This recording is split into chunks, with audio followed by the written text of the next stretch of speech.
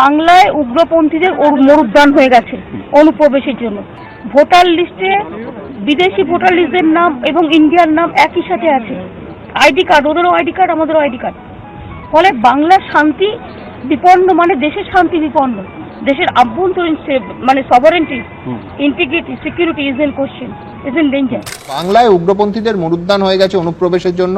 Voter লিস্টে সেখানে ভারতীয়দের নাম সমেত ID card, fake ID card, এই সমস্ত কথা, অর্থাৎ আজকে যে সমস্যাগুলো এই আকার নিয়েছে, মমতা বন্দ্যোপাধ্যায় এর বিরুদ্ধে লড়াই অবধি করেছেন।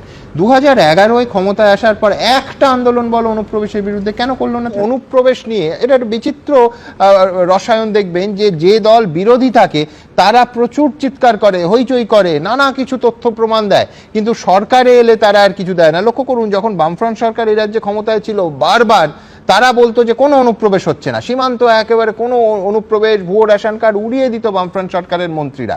অথচ মমতা বন্দ্যোপাধ্যায় লড়াই করতেন, তখন বারবার সাংসদ উত্তাল করেছেন এবং নথিপত্র দিয়ে। আমি বলছি ক্ষমতায় চলে আসার পর 2011 পর তিনি আর বলেন না।